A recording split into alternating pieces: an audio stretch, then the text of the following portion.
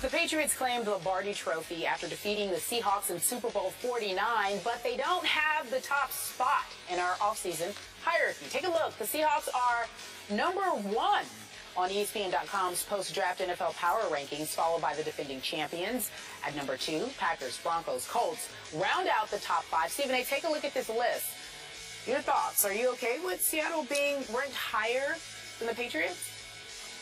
Well, right now I can't see, just some technical difficulties, but we're fine. But I will tell you this. I have no problem with Seattle being ranked higher than New England, Skip, because of the losses that the New England Patriots have suffered in terms of Wilfork and Revis and Brown and those guys. And then I'm looking at Seattle. They've remained relatively intact. And then on top of it all, they went out and got Jimmy Graham from New Orleans. Their Achilles heel has been Russell Wilson being devoid of that elite tight end that can go up and get passes because of their athleticism and their prowess on the offensive side of the ball. They haven't had that. They've had large wide receivers. They obviously have beast mode himself, Marshawn Lynch. But acquiring Jimmy Graham, who, by the way, Seattle's defense was his kryptonite, because against anybody else, Jimmy Graham could be big time. Against Seattle, he couldn't do anything. Now he doesn't have to worry about them at any other time but in practice. So because of that, I think that's going to embolden him even more. That's going to elevate him. That's going to give Russell Wilson an even bigger target. It's going to make their offense that much more formidable, and we know their defense is not going anywhere. Plus, they've got an axe to grind, and they've got an attitude, not only because they lost the Super Bowl, but because they weren't 100% going into the Super Bowl. The Cam Chancellor injuries, the Richard Sherman, Earl Thomas injuries, etc. So they've remained intact. Their defense is expected to be lethal, and their offense is going to be that much better because they've added Jimmy Graham to an already big mix. And remember, that big wide receiver, relatively unknown until the Super Bowl. And then we noticed when he scored touchdowns, he had some size and mass with them as well. Lockett to go along with him, to go along with Jimmy Graham. I definitely think that the Seattle Seahawks should be the favorites over everybody. Everybody. You know what? I must admit, as the Patriots supporter on this show, I did pick them to win the Super Bowl, by the way. Just for the record. Okay. They shouldn't have won, but that's okay. It was a great play. Was it? What happened exactly? It was the play of my career. Of your career? Of all my career. I've never seen a greater, more shocking, more spectacular, worst call, more rewarding call play. in Super Bowl history. There it is. Oh, wait, he intercepted it at the goal line. Can you believe Malcolm Butler from West Alabama just intercepted the pass that won the Super Bowl? He also Are you kidding me? Remember, He got a truck. Way to go, Tom. Yeah. And Tom, I hope you've recovered from Saturday afternoon and Saturday night, but that's okay. I'm sure you have. Stop bothering him, Skip. Stop bothering him. Tom Brady. It's the off season. It's the off season. He can have as many it's the off season. He can do what he wants. Trust me, this week he's Leave back him alone. to working hard at the Patriot facility, as he should be. Yes, he was. Okay. I hope he parties again this week. I hope so, too. You probably do. You are exactly right about this. In fact, just on what the Patriots have to work with at this moment, I don't even think they should be ranked second. I think they should fall down to 4th or 5th, which would be fine with me because it's a long way to go to Game 1, and then it's a long way to go to Game 16. But with the losses they sustained, obviously, we've gone over and over. Revis and Brown are alone. It's just so much. Wilfork goes to Houston. They drafted the next Wilfork. Not that he's exactly that player, but Malcolm Brown can play. I always liked him. I watched a lot of Texas football, and it was a great bottom of the first-round pick, a big young man who will be plugged in and will hold his own as an anchor of that defensive front. But he's just a kid. He's just a rookie. I thought they got a steal in the 4th round in Trey Jackson, Stephen A., because as Rick Trickett, the assistant head coach at Florida State to Jimbo said, he's the offensive line coach, he said they got a steal. They got a 2nd-round pick in the 4th round. Trey Jackson's just a football player. He's offensive guard, blah, blah, blah. Nobody cares. Just watch. He'll be plugged right in, probably as a starter in that offensive line, and he will help to shore it up even more for Tom Brady. But yesterday, they released, it was a shock to me, Alfonso Dennard, who was ranked #1 on the depth chart at quarterback. I have no idea. He's had some off-the-field issues in the past. I'm not sure what they're going to do at cornerback. Malcolm Butler obviously will elevate, and I would think that he would play great as a starting cornerback. Not great, but very good. And from there, the defense still has a lot of talent. Gerard Mayo comes back. But at this moment, when I look at Seattle with the additions of Jimmy Graham, and by the way, speaking of a Lockett, that Tyler Lockett that they got in the third round, every time I turn on a Kansas State game, he was just making play after play after play. He'll fit right in as their slot guy. He's small, but he is explosive. So I think they got a real sweet pickup in the third round there. So they're really good. My only X factor with the Seahawks, you know the Legion of Boom guys, Stephen A. There's a whole lot of surgery going on, right, with all those guys in the secondary? Whole lot of surgery. Everybody had issues that were going to have to be addressed in the offseason. How will they all come back from all the procedures that needed to get done to fix the 3 stars in the secondary?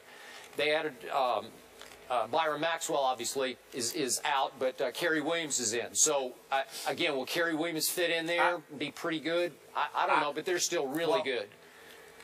No room for excuses, Skip. I mean, they know they have to be ready. I've spoken to several members of the Seattle Seahawks in the last several weeks, and they are getting themselves ready. They are hyped. They are motivated. And they expect to make some big-time noise. They didn't make any excuses before the Super Bowl, and they're not going to make any excuses now. They believe they should be Super Bowl champions. They have never once spoken against their coach. Please don't get me wrong. That's me. I think it was the worst call in Super Bowl history. I mean, Pete Carroll is a great coach, champion on a collegiate level, champion on a professional level. I know people bring up stuff at USC and why he left on. I'm over that. The man is a great coach. But what a god-awful call. It was just awful. And he will never get over it. I don't think he'll ever live this down unless he wins another Super Bowl immediately. And we'll always remember what transpired.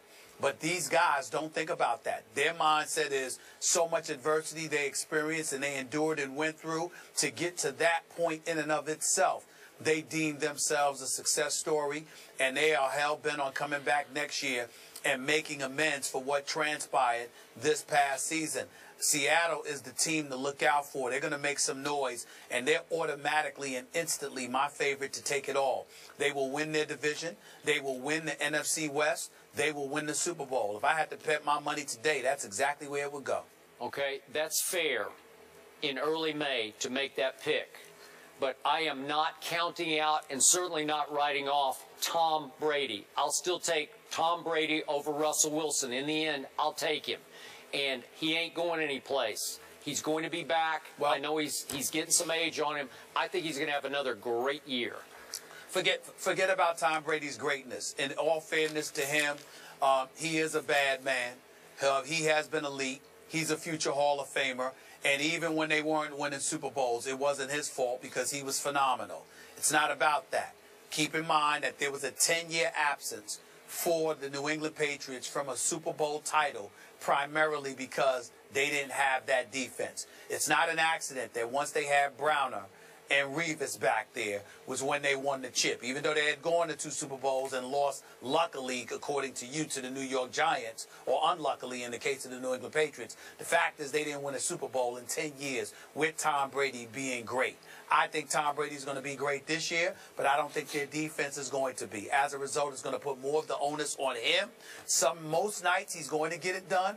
Some nights he's going to come up short, and they're going to fail at their quest to repeat as Super Bowl championships. And the last team they want to meet in the Super Bowl, I promise you this, is Seattle. Because Seattle will not lose to the New England Patriots 2 Super Bowls in a row. That's not going to happen. So I'm telling you that right now. Wait, we just got that on tape. It's happening. Prediction, wager already. Good. The New England Patriots. The Seattle Seahawks will not lose to the New England Patriots 2 years in a row. That will not happen. Not going to happen. So somebody will be hospitalized first. Somebody will be hospitalized first. I'm telling you, it ain't going to happen. Okay. It ain't going to happen. You know what the history is of Super Bowl losers the next year? They have a hard year. Yes, they do. So that perhaps, could operate. yes. You never know. All right, Stephen A., with the prediction. You say onus will be on someone else. What if the onus on Steph Curry? He didn't play like an MVP last night as the Warriors lose their first home game since January. What exactly happened and why? Skip says it's going to be a battle with Memphis. We discuss it after the break. We'll be right back. But acquiring Jimmy Graham, who, by the way, Seattle's defense was his kryptonite, because against anybody else, Jimmy Graham could be big time. Against Seattle, he couldn't do anything. Now he doesn't have to worry about them at any other time but in practice. So because of that, I think that's going to embolden him even more. The Patriots claimed the Lombardi Trophy after defeating the Seahawks in Super Bowl 49, but they don't have the top spot in our offseason hierarchy. Take a look. The Seahawks are number 1 on ESPN.com's post-draft NFL power rankings, followed by the defending champions at number 2.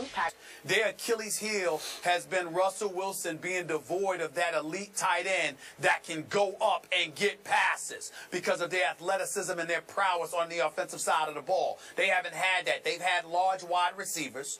They obviously have beast mode himself, Marshawn Lynch, because of the losses that the New England Patriots have suffered in terms of Wilfork and Revis and Brown and those guys. And then I'm looking at Seattle. They've remained relatively intact. And then on top of it all, they went out and got Jimmy Graham from New Orleans. Broncos, Colts round out the top 5. Stephen A., take a look at this list. Your thoughts? Are you okay with Seattle being ranked higher than the Patriots? Well, right now I can't see, just some technical difficulties, but we're fine. But I will tell you this. I have no problem with Seattle being ranked higher than New England, Skip.